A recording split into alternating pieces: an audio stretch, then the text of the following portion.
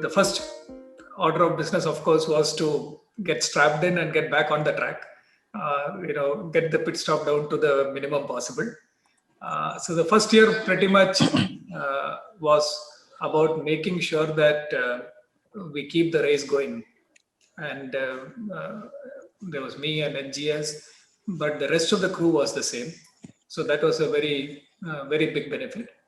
And the second year and the third year was really about pulling ahead and kind of strapping in for a longer race. Thinking about the race as the next 30-50 laps, and strapping in and thinking about the race strategy. The first was to just take control and make sure that the speed doesn't slacken. And that went well. We executed on many things. I'll touch upon some of that later. But we delivered almost 12% growth. And having kind of established that the company was in a safe place, and that it was on a growth track, we then started looking forward from a slightly longer term horizon as to what we want to do. And we were executing on those plans when suddenly COVID rain struck, and we had to once again pull into the pits and change into wet tires. So the last 12 months, almost year, if you think about it, from March to now, has been about dealing with the unexpected turn that COVID brought on. We went about doing it in with 2-3 different horizons. So the first horizon was to make sure that we are aligned on the technology front. And the initial focus, we fundamentally looked at agile and automation as two big trends that we need to completely embrace and scale up on, because we think that they will fundamentally change the operating model of our industry. And early on, we adopted what we call this Enterprise Agile by 2020 vision. Took on that as a main target, saying that we will go from a traditional operating model to an agile operating model at scale across the organization. And we were very focused over the last 3-4 years on executing on agile. The other big one that we were focused on was automation. We said we are not going to think about automation as a threat. We are going to look at it as an enabler to transform our business. And we want to be ahead of the curve. So we invested massively into IP creation. The product that we launched called Ignio scaled up beautifully. We invested in not just integrating Ignio, but also integrating a wide cross section of these automation products and creating an operating model, which we call the machine first delivery model, that puts automation at the core of service delivery. So rather than think about automation as an outside threat, we redesigned service delivery to put automation at the core, and the machine first philosophy, which essentially said that the machine will have the first right of refusal for any work. And with that philosophy, we rebuilt our service model. So Agile and MFDM, Machine First Delivery Model, was the first major horizon of transformation, because it touched both people and processes. And that was our main focus in the first year or year and a half. And as we started getting confident about it and scaling this up, we turned our focus slightly larger. And in discussions with customers, we realized that customers were struggling to make sense of this, what we were called digital technologies. That somebody will say agile, somebody will say automation, analytics will come, cloud will come, social will come. There will be all kinds of trends, and the need to look at it from an outside-in perspective. So we invested into this whole new framework development, which we call Business 4.0. And that is built on the 4 underlying technology pillars: cloud, agile, automation, and analytics. And then on top of it, it puts the business imperatives. And this focus on business imperatives, focus on personalization, the focus on customer segmentation, on risk, That was the main focus of how to change the business to be aligned to an outside in perspective, to be able to stay relevant to our customers from an outside in perspective. And business 4.0 was is it's a continuing to evolve, but it was a huge success in delivering this transformation, delivering this transition from an inside out approach to an outside in approach. And we have been systematically executing on that.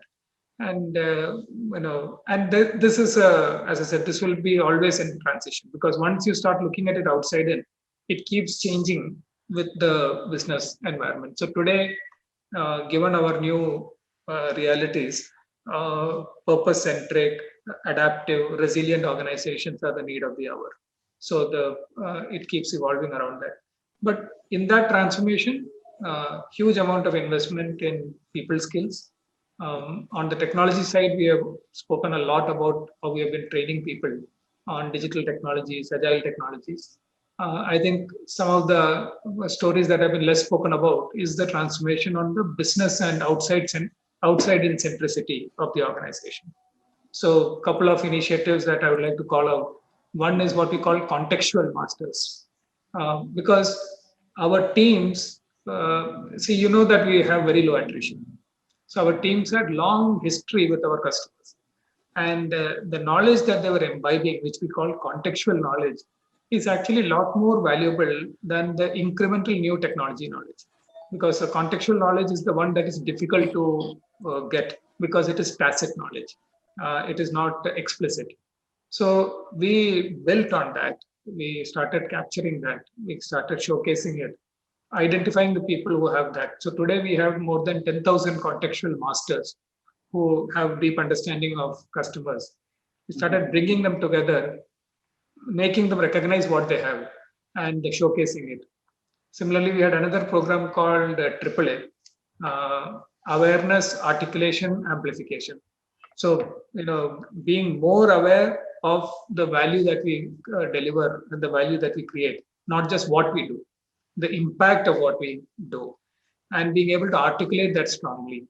So, traditionally, in our cultures, we are not very good at articulating value delivered. We are typically hesitant to talk about it. We feel in some form that if you talk about what you have done, you are being immodest, or in some form that is against our value systems.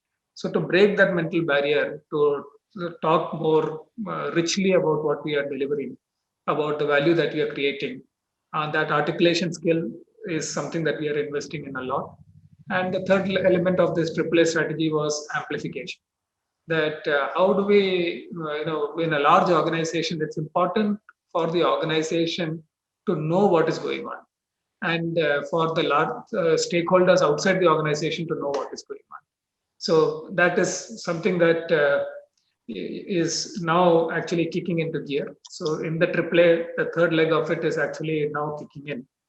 So essentially, transformation from technology perspective, from service delivery perspective, from people skill perspective, from a business model perspective, we have been attacking it across all dimensions and continuously pushing the boundary on this.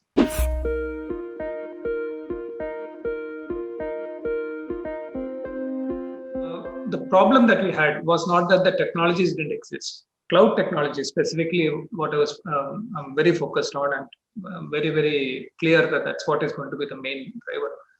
Cloud technologies have existed for quite some time. But as customers thought about cloud, the value proposition was compared against a technology estate that was already fully depreciated or significantly depreciated.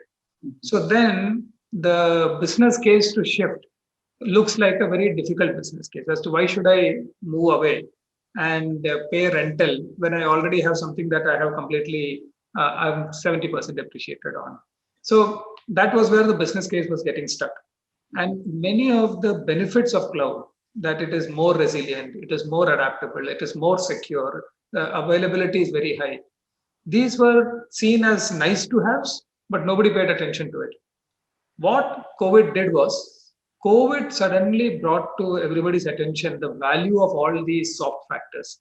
So when organizations saw that their competitor was up and running 3 weeks ahead of them, 6 weeks ahead of them, suddenly the business value of what does resilience mean, what does availability mean, what does scalability mean, the business value became very apparent. Till then, it is not that people didn't know, but it was not quantifiable, and it was not seen as something that is real. Whereas COVID clearly showed the digital champions didn't miss a beat. They were up and running. We ourselves are massively onto digital collaboration platforms. So we had our entire workforce switched to work from home with not a single day of delivery failure for our customers. And suddenly people started seeing this, that the ones who had adopted these technologies early on were much more business responsive. So, a big hurdle has been crossed in business decision making and in business leaders' minds. And that is going to mean a massive shift to the cloud. And that is the first phase, because just shifting the infrastructure in itself is good, but it will open up a lot of possibilities because there are many new capabilities that are natively available. Even more so, anything new that we develop can be instantaneously deployed. So the time to market and the business value of new investments will shoot exponentially up. So we believe that this whole positive cycle of the migration to cloud and the implications of what it can do, the reduction in capex, which frees up investment into new technology projects, and the speed to market so that the value recognition is accelerated, is a huge cycle, and we are very much betting on that.